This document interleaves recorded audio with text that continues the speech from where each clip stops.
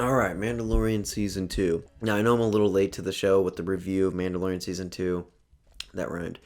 But kind of want to wait till all episodes were on Disney Plus so I can binge watch it all the way through, just so I can give my overall review of the season instead of like an episode by episode basis. One time all the way through what I like, what I didn't like. It's Star Wars, so I was excited for this. And I kind of wanted to savor the moment. And just a friendly reminder, there are going to be spoilers in this review, so if you don't want to be spoiled, go check out the season, come back, and watch the video. So what did I think about Mandalorian Season 2? I fucking loved it. Honestly, I loved it. This one was better than the first season, and it brought in so much new juicy material. With the cinematography, the scenery, the prosthetics, the special effects, you can really tell that they stepped up their game in this season. And just like the previous season, each episode had its own director, and this gave the show a kind of a mixed flavor of themes throughout each episode. So one episode feels like a western, the other one feels like a samurai epic, a heist movie, a monster movie, a thriller, and espionage. Like, they have it all. It's like a huge variety, and I love it how each episode has its own, characters, climaxes, arcs, and just, like I said, a combination of themes. And the thing I like about Jon Favreau and Dave Filoni is that they work off each other so well. Like, they get along like Will Ferrell and John C. Reilly in Step Brothers. Did we just become best friends? Yep! And you can tell that there's a hierarchy, though the directors get their own episodes and they get creative freedom, you still have Jon Favreau saying, well, we probably don't want to do that with this shot. You might want to try this with the camera work on that. And then you even got, Jon Favreau going up to Dave Filoni saying, hey, what if the, Mandalorian does this? And then you can tell, like, Dave Filoni's like, that's not. And then John's like, you know what, you're probably right. So they work off each other perfectly, and they really use the material that's already out there. You have to give them mad respect, because you can tell when George Lucas comes on set that they just idolize him. You can really tell they don't want to take their position for granted. It's not for money. It's what, those movies is what got them into this business in the first place, and they respect that, and they respect him for starting this whole thing 40 years ago. Let's just go ahead and start with the things that I really loved about this show. First being Bill Burr. Now, we have to talk about Bill Burr. This guy has trashed Star Wars so many times. He has pretty much said that he hates them all except for Empire Strikes Back. And this is how cool Star Wars is. They get a guy who trashes Star Wars and Star Wars fans, and then you literally give Star Wars fans a reason to love Bill Burr as a Star Wars character. That's how cool Star Wars is. They can take this guy. This is like a cheesy self-help book put in outer space with, like, Muppets. And turn him into this guy. Are you seriously shooting a blaster in there, right, don't you? You have to give credit to Bill Burr. This was by far my favorite episode. The Believer was like an espionage movie, and at one point it felt like Inglourious Basterds in space. He acted his ass off in this episode, because his character was, much drafted into the Imperial ranks, and you can tell that there's this whole brothers in arms perspective that most people who watch the movies of, you're either a rebel or you're part of the Empire, you're a Jedi or you're a Sith, there's black and white. And in this episode, you see that there is a gray area that, even the imps have a sense of brotherhood, like they care about one another, though.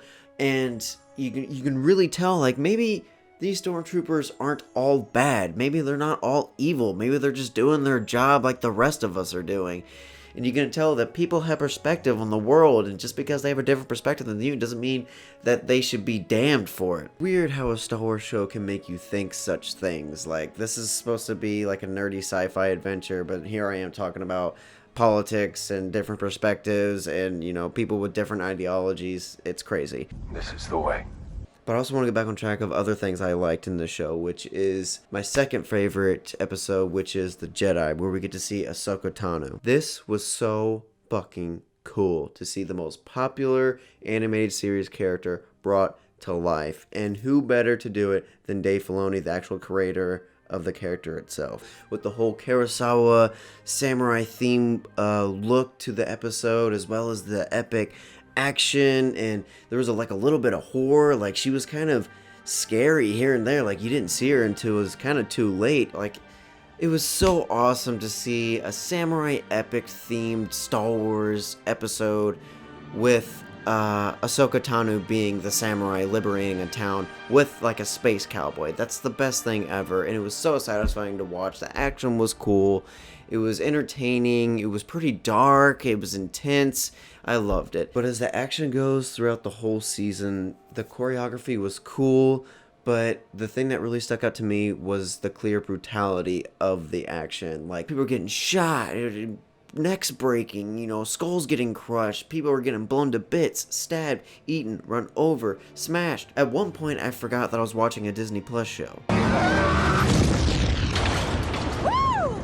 So it was really nice to see how Disney finally is leaning into this realistic world of Star Wars and what it would actually look like what the originals and prequels were. My favorite part of this season is probably everybody's favorite part, is when Luke comes back to have like a Luke version of the Darth Vader hallway fight scene in Rogue One. This was so fucking badass, and the way he was just cutting him down like it was nothing, I thought it was flawless until we got to the CGI face.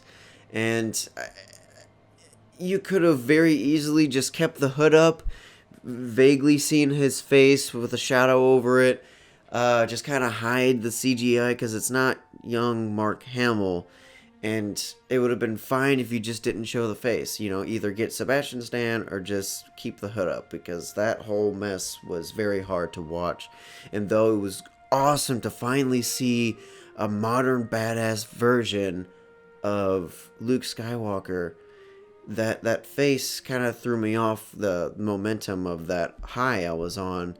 And other than that, I fucking love that part, that whole scene, the music, the action. It was sad but heroic at the same time. It was amazing.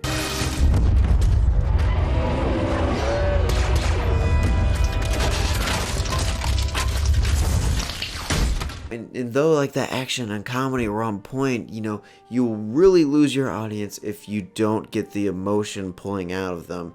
And everyone sympathizes with tragedy and sadness and people, the feeling of loss. And I feel like this show nails this feeling. How Din Djarin has to let go of Baby Yoda, even though the mission the whole time is to get Baby Yoda to a Jedi, and he wants to kind of get rid of him. But as he's going on through this adventure, he's thinking, am I really going to want to give this little guy up? And you can tell at those final last moments when they were together, it's literally saying, goodbye son, goodbye dad moment. And this is what bringing you back to Star Wars, because Star Wars, when you come down to it, besides, the Civil War and tyranny and whatnot, it really comes down to family. And just like Luke and Darth Vader, it's father and son. Kind of does full circle, even though, Din Djarin and Grogu aren't related. They've been through so much that it is kind of like father and son. And you can tell they really don't want to leave each other. And even Ahsoka Tano's like, I don't want to train him because he's too connected to you, and I can see what fear can do to the best of us, and I don't want to do that with the Yoda character. Can you imagine if Yoda had a mom that was tortured and he went dark side? God help us all. They really play that with him, and they do this whole perspective thing, like, well, maybe you're the best person to keep him because he's gonna keep his powers. It's not like he's gonna get rid of his powers, so he needs someone to show him his way in this world with this ability and his responsibility. But I also have some complaints about some of the characters and how they were introduced, like Boba Fett. How he was introduced in the end of the first episode, but then he was kind of not fully reintroduced into the 6th episode. And I just feel like there was a very clear way to where you could have introduced him into the 2nd episode. So like instead of the X-Wings following the Laser Crest or the Razor Crest, you have Slave One chasing the Razor Crest. So, you know, he can maybe identify Slave One, and he has to haul ass because he knows what it is. And you're like, hey, I'm actually wanting to help you out. And you guys have conflicting ideologies of one being a traditional Mandalorian versus the other one being more of like a modern day rogue Mandalorian. And just like Boba Fett, I feel like the Death Troopers weren't really fleshed out. Like, we saw them here and there of, like, being, you know, the baddest troopers of the Empire arsenal. Of, like, they're a Terminator type, like, they're indestructible, they have no heart, they just follow orders, they get the job done. They're indestructible, whatever. Those Dark Troopers, they're gonna be a real skink in the scud pie. But I didn't really feel that. They weren't really doing much except for punching the walls and punching Mando in the face, so I didn't really get the Terminator vibe. I got more of like a Rock'em Sock'em Robots mixed in with Zurg.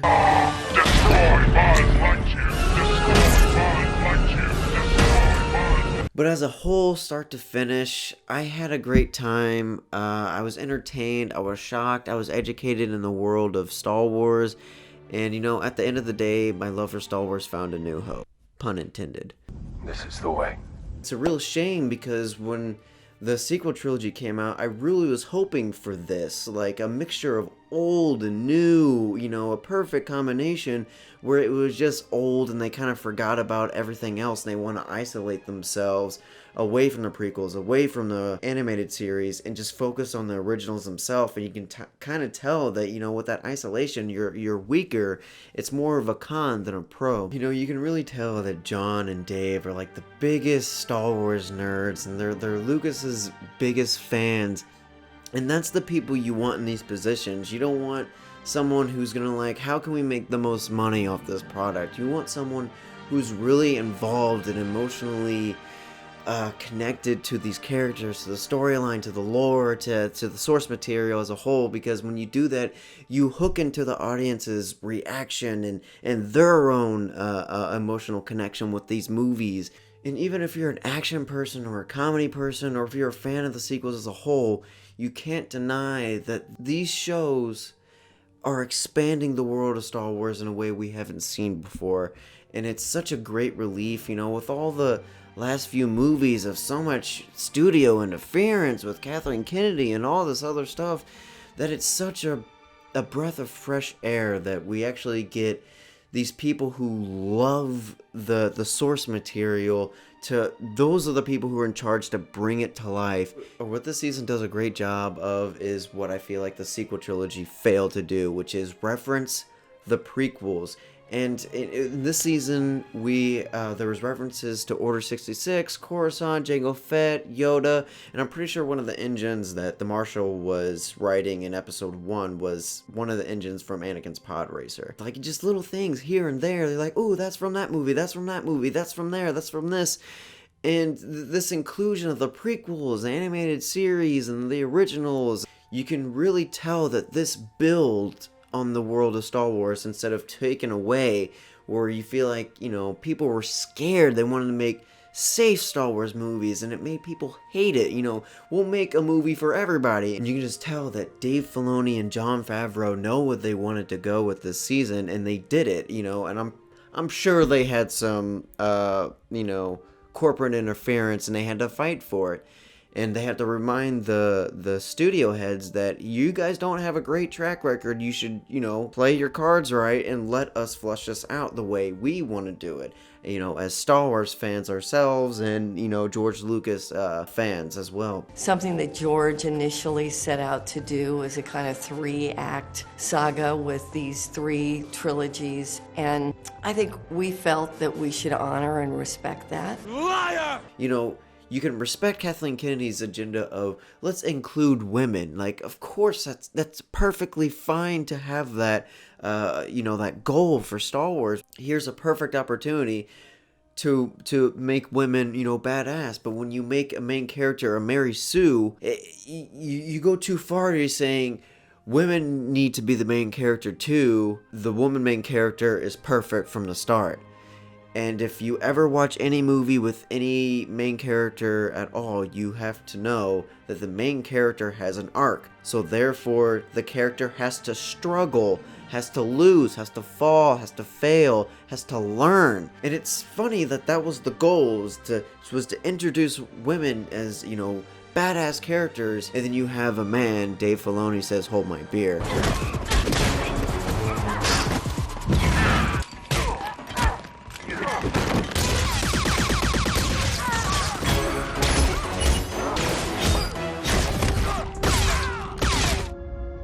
This is the way. And I'm just really glad that Disney decided to get their head out of their own ass to put people who actually cared about the characters, the source material, the creator as a whole, to where they can finally bring Star Wars back on track. They can bring it back to life to where it is now. Now, I know it feels like I'm going off on a rant right now, but as a Star Wars fan, you know, I was expecting this stuff in the next Star Wars movie, like I'm sure everybody was. And it was just a, you know, immediate letdown after movie, like 3 to 4 movies of like, this just doesn't feel like Star Wars. To finally have a show bring back the feeling that I once had with the originals and the prequels and some of the animated shows. So with all the pros and the cons being weighed, I would have to give this season a solid B+, no question about it.